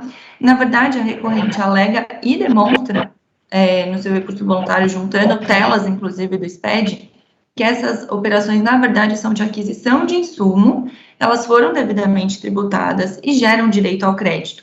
Inclusive, por conta disso, a recorrente pede, no recurso voluntário, a baixa dos autos em diligência, para que sejam comprovadas, então, pelo SPED, que não houve o creditamento das notas fiscais de remessa, de glosa, tampouco que essas operações são realizadas com alíquota zero, mas com declaração de insumo, inclusive também para que sejam reanalisadas da CONS, que foram retificadas no ano de 2013, a recorrente retificou seus DACONs dos períodos dos créditos. Até no recurso voluntário, a própria recorrente lista pontos de esclarecimento para facilitar a realização da diligência, que comprovam tudo quanto exposto desde o início do processo e reiterado agora. Então, finalizar, bem breve, só requerendo, então, que seja dado provimento ao recurso voluntário, para o cancelamento das glosas e a homologação integral desses pedidos de restituição, ou, subsidiariamente, então, que os autos sejam baixados em diligência para a correta análise dos documentos apresentados pela recorrente que comprovam a correção dos créditos aproveitados. É isso, obrigada. Obrigado, doutora. Com a palavra, conselheira Mara, para a leitura do voto. Eu vou trazer uma questão aqui inicial para a turma, que eu fiz o voto considerando o meu posicionamento, né, a respeito dos créditos extemporâneos. Conforme eu relatei no relatório, eu li no relatório, e a patrona também falou, a maior parte dos créditos são extemporâneos. tá? A grande maioria são extemporâneos, em todos os processos da empresa. E como eu parei a análise na questão da forma de apropriação do crédito extemporâneo, e tanto a DRJ quanto a DRF também pararam a análise, não foi feita uma análise sobre a pertinência desses créditos, se são insumos, se são apropriados, né, todas aquelas questões. Então, assim, eu já estou negando a diligência e já fazendo análise, tá? Partindo desse pressuposto. Agora, como eu sei que a turma tem uma posição, né, de ampla maioria de aceitar os créditos extemporâneos, talvez seja interessante a gente julgar inicialmente a possibilidade da conversão em diligência. Sim, Mara, seria conveniente, então, passar parte do voto em que trata dessa questão do crédito, para que a turma avalie pela necessidade ou não eu vou ler o meu voto conforme eu fiz, porque eu não estou apresentando o voto da diligência, eu vou ler conforme eu fiz, tá? E aí, caso a turma entenda que, por maioria, né, porque às vezes eu já vi casos aqui em que a turma decidiu julgar dano parcial provimento e que a unidade apurasse, né? Então, tem essas duas possibilidades. Então, eu vou ler o voto conforme eu fiz, mas desde já, caso a turma entenda que a diligência deve ser feita, eu me proponho, como eu fiz ontem, alterar o voto para fazer a resolução, tá certo? Mas aí eu vou ler que conforme eu fiz, aí vocês avaliam, né? Depois da leitura do voto, vocês avaliam. Então, os créditos glosados pela fiscalização. A análise foi efetuada a partir dos documentos apresentados inicialmente pela recorrente e outros apresentados em respostas às intimações feitas. Esse processo aqui, só fazer uma parte aqui, eu não tratei, porque, na verdade, o que eu fiz primeiro, que são muito parecidos, que é o que ela falou, a patrona falou que é o mais completo, ele é o que a gente está puxando de sexta-feira. Então, só para vocês entenderem, houve um despacho decisório em que foram analisados vários pedidos de perdecompes. E foi emitido um despacho decisório só para todos esses processos. A empresa, o que ela fez? Após a emissão do despacho decisório, ela retificou esses perdecompes. Só que o despacho decisório já havia sido emitido. Então, não foi considerado esses perdecompes, né? Claro. Aí, o que a empresa fez? Ela ajuizou um mandado de segurança e, nesse mandado de segurança, ela obteve uma liminar em que o juiz determinava que fossem aceitos esses perdecompes retificadores, né? Aí, que a unidade, antecipando, que ela não esperou a decisão definitiva dessa ação, antecipando, ela fez a revisão de ofício de todos esses perdecompes e fez um despacho decisório individual para cada um, né, que ali estava um despacho decisório só para todos. Ela fez um despacho decisório para cada um e foi feita uma outra fiscalização, em que foram pedidos documentos, todas as informações. Então, a empresa foi solicitada apresentar todos os documentos de novo. Então, foram feitas várias intimações. E aí a empresa foi emitido novo despacho decisório, a empresa apresentou nova manifestação de conformidade, então a DRJ julgou em cima dessa nova manifestação de conformidade, é o que veio aqui por carta, só para vocês entenderem o contexto. Que eu não coloquei isso aqui nesse processo, mas ele está nos outros processos, porque como isso daqui é repetitivo, eu tirei essa parte. A empresa é optante voltando para o voto, né, pelo lucro real, os créditos glosados foram assim justificados pela fiscalização, com indicação de soluções de consulta da Receita. Créditos temporâneos, diz respeito ao princípio contábil da competência, a empresa pode aproveitar o crédito, porém deve respeitar o trimestre civil. Operação com empresa inativa, documentação emitida por empresa inativa, inidônea ou inexistente de fato. Operação entre estabelecimento. Os valores de fretes contratados por estabelecimentos industriais para estabelecimentos distribuidores da mesma pessoa jurídica não geram direito a crédito. Também não gera direito ao crédito o frete para transferência de mercadoria entre os estabelecimentos da mesma pessoa jurídica. Alíquota zero. Não é possível crédito para bens adquiridos sem tributação. CFOP sem crédito. Só é possível crédito para insumos aplicados ou consumidos na fabricação do produto ou prestação de serviço. CTRC sem referência à nota fiscal, conhecimento de transporte, rodoviário de carga. Devolução de mercadoria emprestada. Não é possível crédito de transporte de bens recebidos em devolução. Venda em consignação. A aquisição de mercadorias em consignação para venda somente gera crédito no momento em que o consignatário adquirente as comercializa a terceiros. Venda com suspensão. Habilitação para o regime previsto na IN 466 de 2004, aquisição de insumos com suspensão. Então, isso daí são todas, eu resumi, aí são todas as soluções de consulta em que a fiscalização se baseou. Está tudo citado lá no relatório fiscal.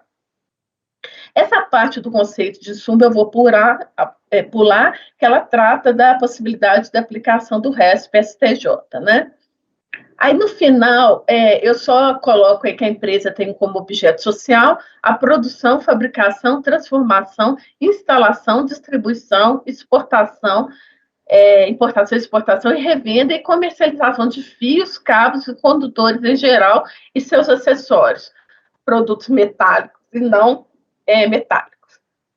Então, das nulidades, da análise dos DACONs retificadores.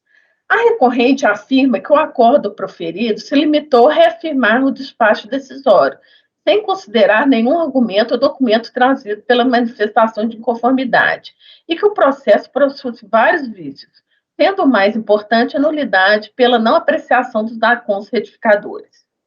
Quanto à nulidade do despacho decisório, por não ter sido apreciado o DACON retificador, não merece prosperar.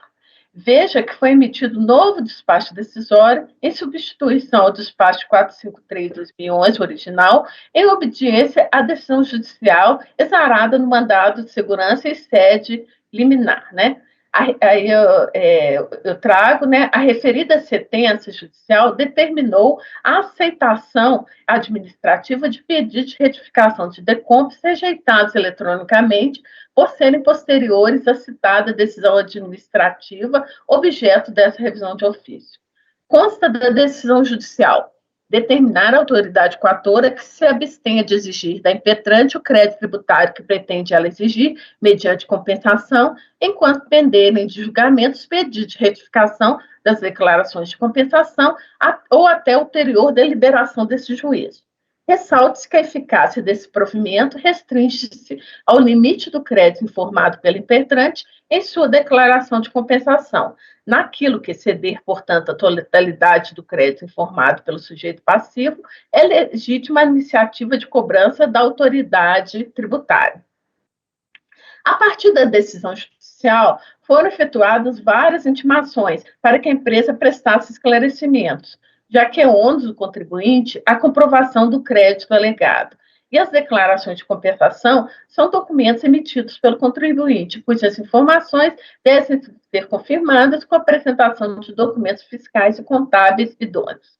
O acordo recorrido analisou as alegações constantes da manifestação de conformidade e foi bastante detalhado em relatar todos os argumentos apresentados pela recorrente e rebatê-los um a um, fundamentando com a apresentação de argumentos e bases normais e legais.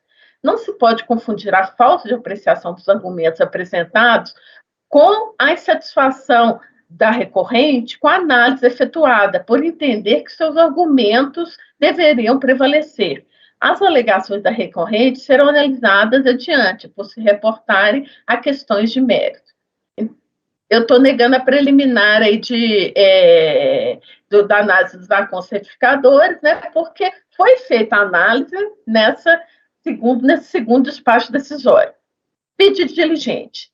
Certo. A recorrente afirma que inconteste a necessidade baixa dos autos para diligência ou perícia, por os documentos retificadores não terem sido considerados, e que existem glosas de documentos fiscais que não geraram créditos. A necessidade ou não da diligência é questão a ser analisada pelo julgador, que, tendo em vista os documentos e informações constantes dos autos, verifica sua prescindibilidade. Aí eu cito o artigo 18, né, do PAF. No caso concreto, entendo estarem presentes nos autos todos os documentos contábeis e fiscais necessários à comprovação dos fatos, e também presentes argumentações da fiscalização e da recorrente, com o que é possível prosseguir com o julgamento. Da análise dos créditos glosados. No despacho decisório, consta o detalhamento de cada nota fiscal glosada com explicação resumida. Adiante, apresenta o posicionamento administrativo para cada glosa, citando acordos da DRJ sobre o assunto. Aí, a possibilidade da apropriação dos créditos extemporâneos. A fiscalização esclarece que muitos créditos são extemporâneos, informados os mesmos créditos em vários meses. Ao artigo 22 da IN 600 de 2005, que estava vigente à época, editada em atendimento aos artigos 66 e 92 das leis, estabelece que os créditos, né, referentes acumulados poderão ser objeto de ressarcimento. Aí eu vou pular a leitura desse artigo. Expõe que o pedido de ressarcimento deve referir-se a um único trimestre de calendário, nele estando incluídas as aquisições efetuadas no trimestre.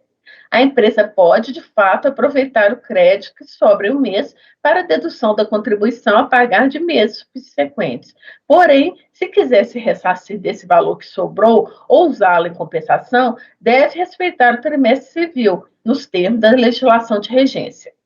A fiscalização esclarece que glosou notas fiscais que constavam da planilha apresentada pela recorrente, identificadas pelos respectivos números de emissão e atentou-se para a descrição da mercadoria ou insumo, a data de operação e a origem ou destino do produto.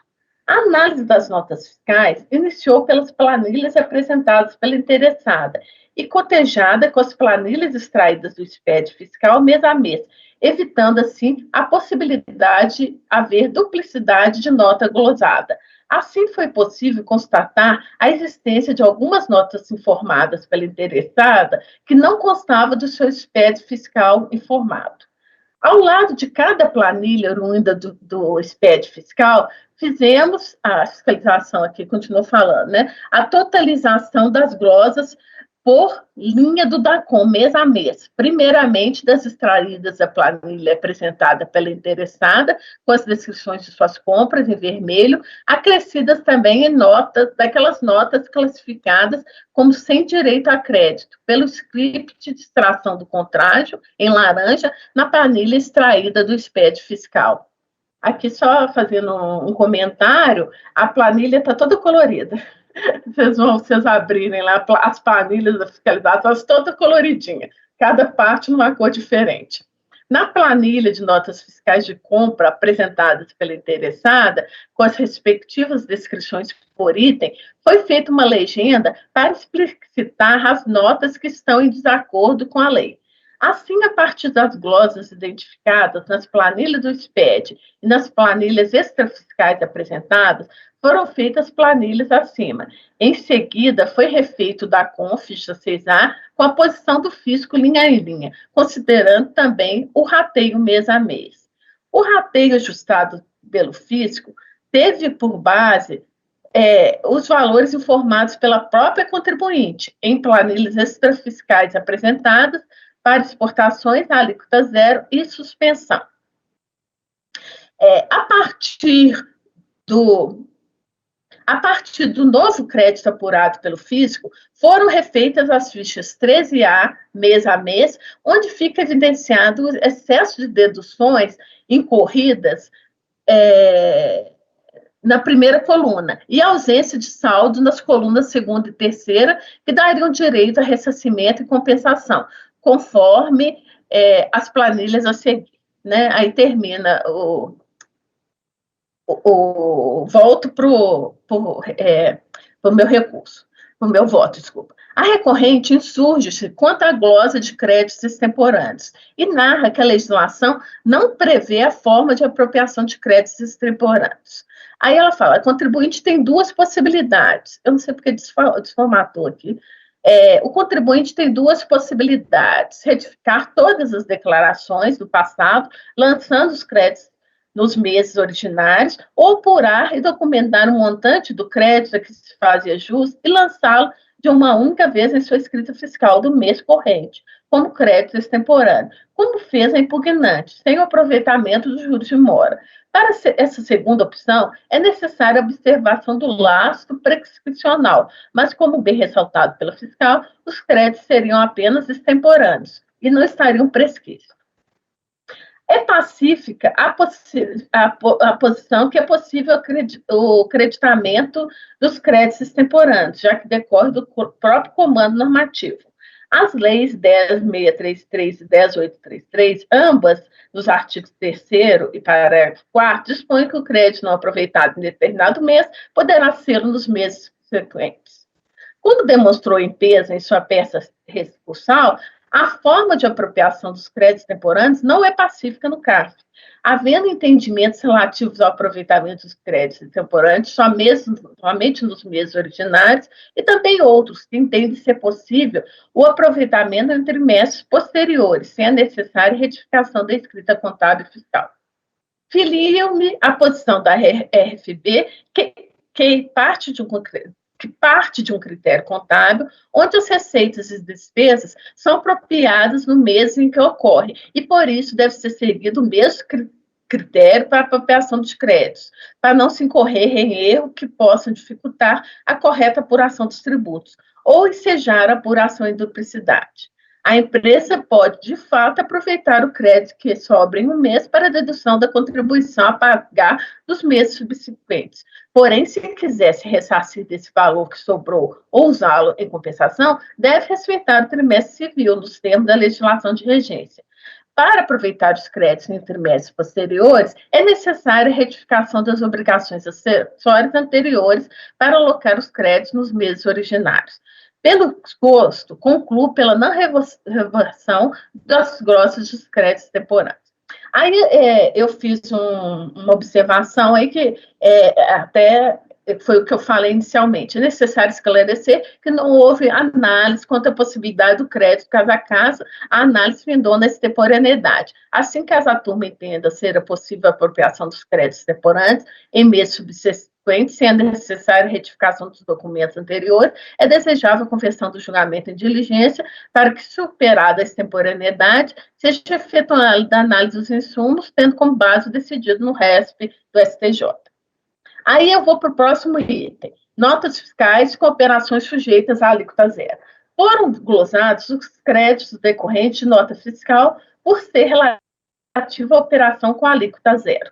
Aí, no artigo 3º da Lei 10.637 e 10.833, está explícito que não há direito a crédito quando não houve pagamento das contribuições. Nesse caso, independe de o insumo ser utilizado no processo produtivo.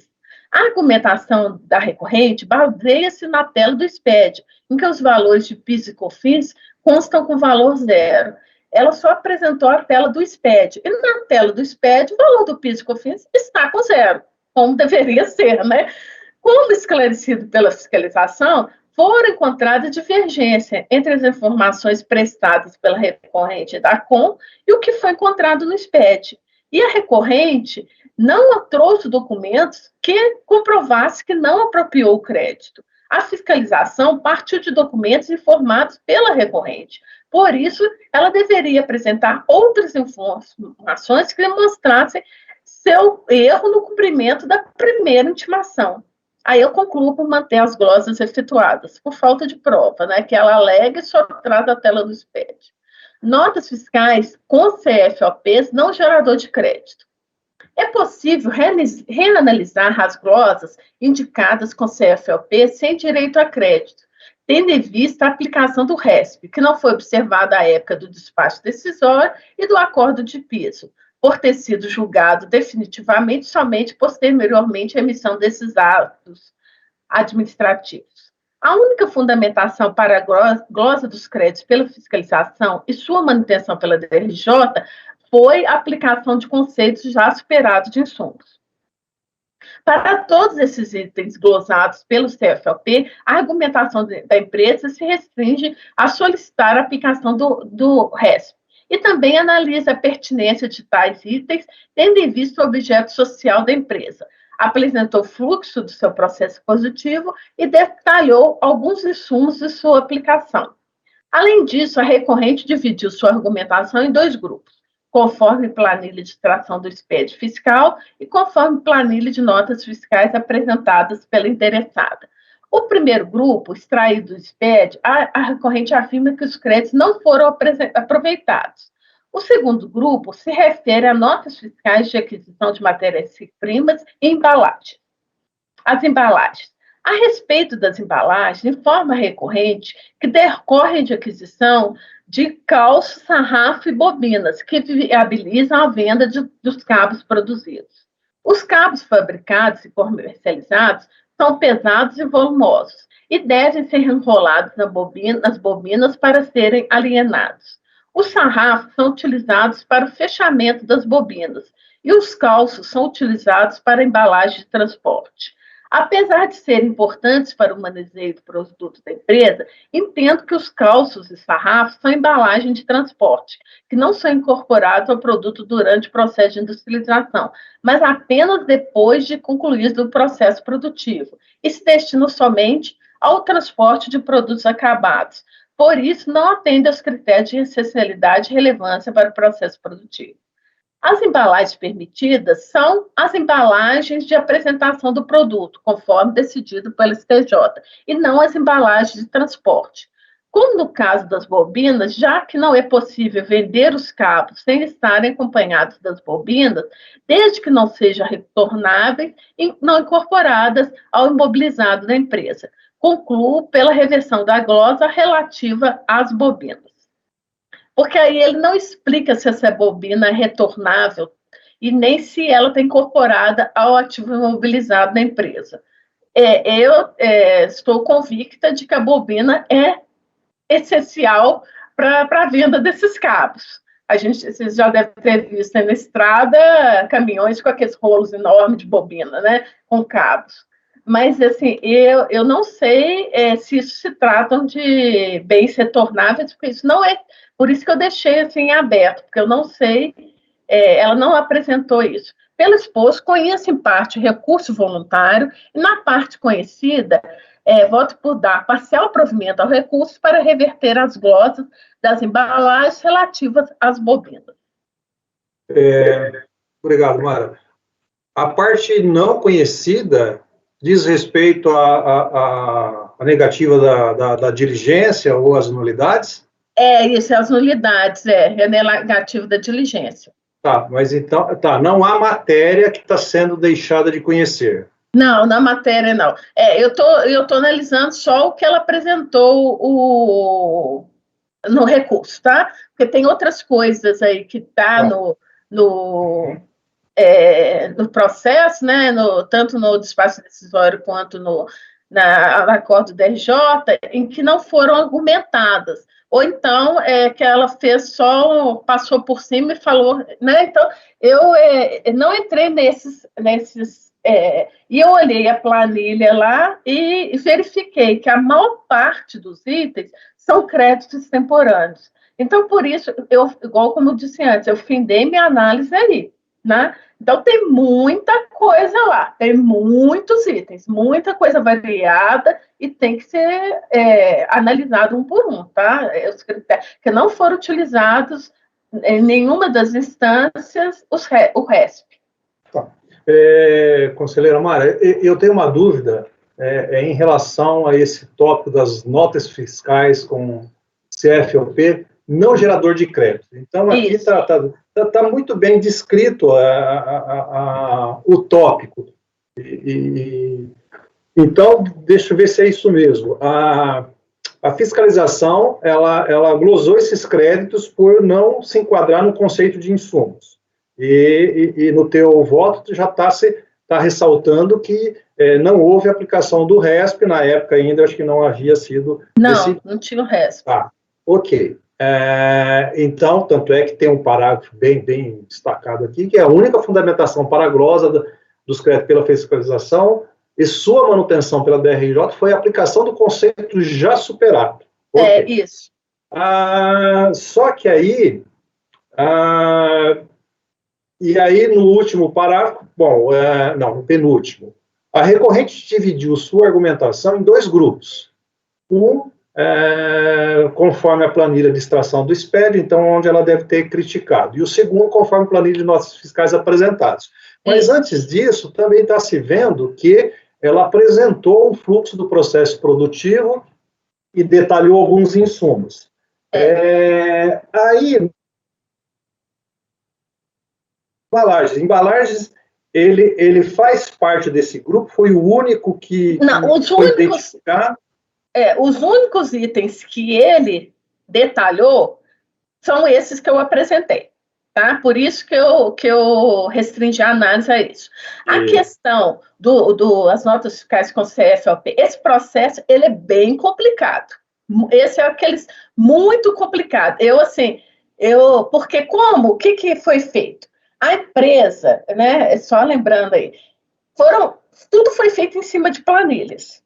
E documentos, a empresa apresentou as planilhas que foram sendo pedidas pela fiscalização e a fiscalização extraiu o SPED, né, usou contágio, usou todas essas informações e bateu com as informações da empresa e também com os DACONs.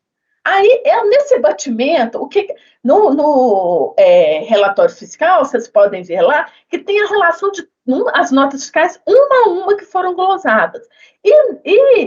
Esse CFOP não gerador de crédito, são 2 argumentações. A fiscalização glosou eles porque eles eram extemporâneos. E depois, ela fala só que ela usa esses conceitos, né, já superados, mas eles são todos extemporâneos. Então, assim, eu coloquei isso daí porque a empresa, ela dividiu a análise, mas eles já foram superados lá, porque eles são créditos extemporâneos. E os que não são extemporâneos, são só esses em que ela justificou aí. Ok. Talvez eu devesse colocar uma frase aí para falar assim, o primeiro grupo já foi analisado nos créditos extemporâneos. É importante esse esclarecimento, sim, porque olhando o despacho decisório, a forma onde ele discrimina, porque ele normalmente porque ele vem fazendo, acho que mês a mês, então ele está lá, linha 2, item 1, nota fiscais extemporâneas. Isso. Aí, a linha A, conforme planilha de extração SPED, ele menciona quais são as notas. Isso. Na linha 2, ele fala quais as notas cujo CFOP em determinados itens não geram crédito. Mas aí se você pegar essa nota, você vai ver que ela está lá, em cima no extemporâneo, que inclusive, ele faz alguma observação embaixo, entendeu? E algumas dessas aí são essas que ele falou. Então, assim, para bater esse negócio aí, para separar, foi bem difícil. Tá. Porque o meu entendimento é que no despacho decisório ele separou o que é CFOP que não dá crédito e separou isso daquelas que são notas fiscais extemporâneas. Eu não entendi que a CFOP estaria incluída nas notas fiscais extemporâneas. Aí também tem algumas coisas que estão repetidas, porque como são 2 argumentações, né, essa questão da extemporaneidade que ela termina a análise, e a questão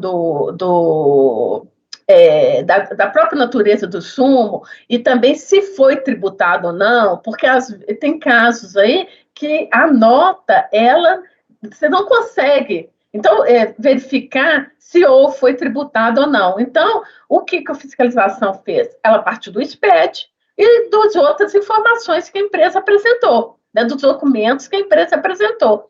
Aí, só que, aí ele falou assim, bom, se está no SPED, aí ele batia com o DACON, estava lá, então tem coisa que está no SPED que não está no DACON, tem coisa que está no DACON e não está no SPED, a fiscalização teve o trabalho de olhar isso, tá? Entendi. E, um minutinho, Elcio, Não, pode perguntar, porque esse caso, ele é enrolado mesmo. Essa próxima dúvida minha pode ser respondida pela patrona também. O momento em que ele apresentou o fluxo do processo produtivo foi durante o procedimento fiscal, foi em manifestação de inconformidade ou só em recurso voluntário? Ele está lá, o fluxo do processo produtivo está na manifestação de conformidade. Eu custei achar ele está lá em cima. Tá, não, basta isso. Não precisa estar identificando. Não precisa estar identificando as folhas. Só para saber se houve análise ou não pelo menos da DRJ, né? Seria só agora. Ok. Pronto, Elcio. Ô, presidente, é uma questão de ordem aqui, porque tem uma pessoa me esperando aqui, já tem mais de 1 hora, eu preciso resolver um negócio importante. Aí, será que a gente podia dar um intervalo antes de votar? Porque eu acho que o voto aqui vai render. Vai render. Sim, pode, vamos fazer, porque não fizemos ainda. Excepcional, doutora Daniela, que, de fato, é longo, seria até conveniente para nós um pequeno descanso, né? Por favor, por isso que eu falei que é interessante votar todos juntos, doutora Daniela, porque vai ter muito assunto aqui que a gente já nos outros processos a gente já vai passar. Sim, não, são muitos assuntos, mas muitos itens, né? Notinhas assim que se referem a um problema. Muitos detalhes, Tá certo. Por favor, apoio, nós vamos interromper então o julgamento do item 113 da pauta. Já foi lido o voto, estamos em debate, vamos fazer o intervalo, porque estamos entendendo que vai demandar bastante tempo ainda. Então, por favor, interrompa a gravação. O Elcio, um minutinho.